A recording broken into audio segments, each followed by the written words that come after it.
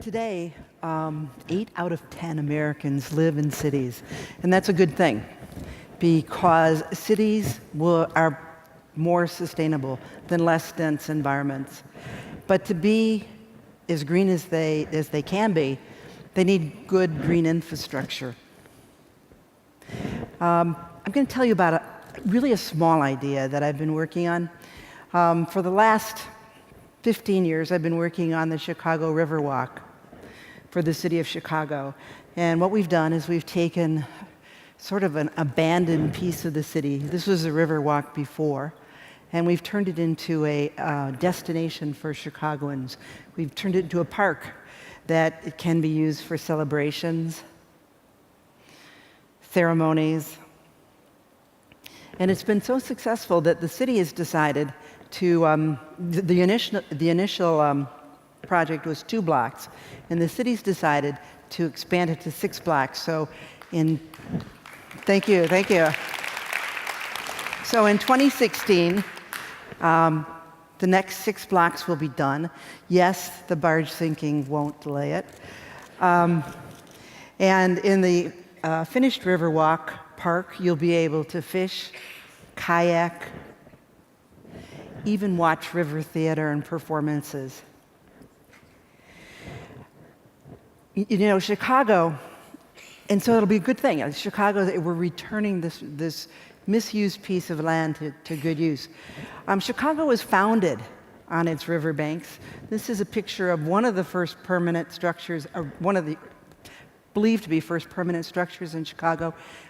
Being Chicago, it was a tavern. It was built in 1828. And the building right across the street that you see, that was the tavern that was built in 1832 to compete with the first one. Chicago basically grew along the riverbanks for the first half century of her existence, as you can see in this photograph. It was an easy, fast route for commerce. And even though eventually Chicago would be the center of the nation's railway system, the river was really, really busy. In fact, this drawing shows that it was like the Kennedy in rush hour in its time. And it was used well into the 20th century. And Burnham saw how important the river was. These are drawings from his plan of 1909. But by the millennium, most of the commerce was gone from the river, and the only use that it was really used for is human-powered craft and tour boats. I've been working with my students at IIT on, like I said, a little idea. It's a fill-in idea, but I think that cities are made sometimes of little ideas. And we've been looking at using the river for transportation. So the first question we had is, are there people who would use it? So this is Chicago in the 2010 census. Blue is growing areas, and the orange and yellows are declining populations. As you can see, most of the growth is along the river. Now that's not surprising, because in a mature city like Chicago, with confined boundaries, growth will happen in areas that are changing or underutilized. But nobody's going to use a river taxi or a river bus service if it takes an hour to get from your house to downtown. You'd rather spend the extra half hour in bed. So we thought we would test the quality of service that we could accomplish. We started out by looking at what was available, what type of vehicles were available, and we found that what was being designed and used today ranged from bus-sized vehicles, water taxis that cost a couple $100,000, to ferries, high-speed ferries carrying multiple hundreds of people, costing multiple millions of dollars. The fastest craft we found went about 45 knots, but that's too fast for a river anyway. So we concentrated in boats that would go 30 to 45 knots. We were worried about the technology, though, because most of these craft use old technology. They're diesel. And we found, though, that we could do a green ferry. This is an alternative, renewable fuel ferry. It's called the Sydney Sailor, and it's been in use in Sydney Harbor since 2000, and it operates by raising and lowering its solar sails. So we thought we'd run a test just to see how fast it would be. So this, we thought we'd go through one of those growing population areas. This is at Belmont and Western, and if you go to Google, they tell you it will take 32 minutes, taking, I think it's a 49 bus and the Blue Line, and they say it'll take 32 minutes. So we tested that for the 1.5 miles, assuming 2 stops, 24 minutes. Okay, so we thought maybe we have something. We thought we had to test the south side too. And again, according to Google from Chinatown, where there's a lot of housing growth, Google says the fastest is 62 bus. I don't know if I agree, but they said 29 minutes. 4 stops on the river and 24 minutes. Now, I admit that these tests are water-centric because we're conducting them between communities on the river. But the new population and the downtown are both on the river, so we felt justified in doing that.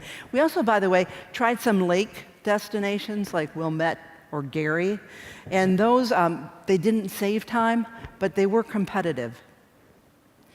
Another question people had was, well, you know, if you can only go in the summer, what good is it? And actually the river never fully freezes. In fact, this picture is during Vortex 1 last year. And you can see that the fireboat is operating even during severe weather.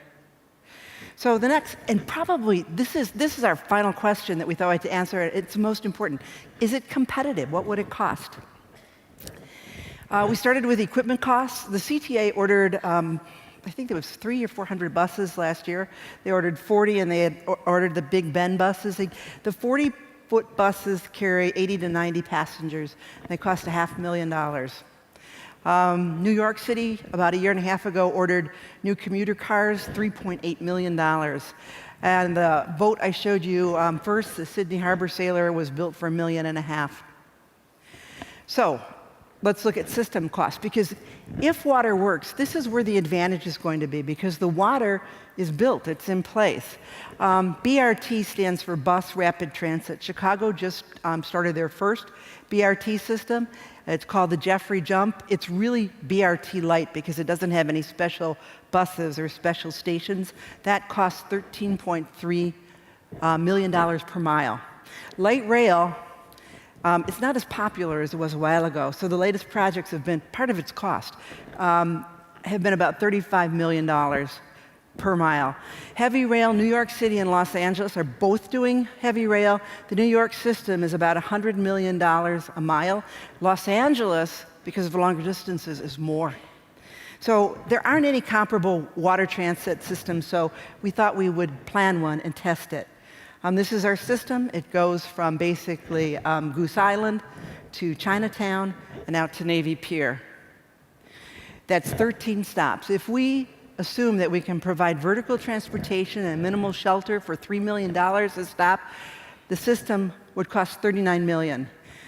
If we assume that we'll have 15-foot headways and our buses can carry 120 passengers, which is service like bus service not in rush hour, we would need 21 boats, and if we buy the $1.5 million one, $2 million one, we would have spend $42 million. So our total system cost is $81 million, 6.5 miles of transit. So it looks pretty good. Thank you, thank you. And that's overlooking what some of the really big advantages would be, that it takes less planning time, that it takes less construction time because the system is basically in place, and that potentially it's less maintenance costs. The CTA is about to undertake the renovation of the century-old Howard Red Line. It's budgeted at $50 million a mile. And so good infrastructure, as important as it is, it's expensive, and I think we need clever ideas. Is this a strategy for other cities? 9 out of the 10 largest cities in the United States are built on rivers. So it may be. It may be. And who knows, maybe next year or the year after that, or in the near future, you will be able to take a boat to work. Thank you.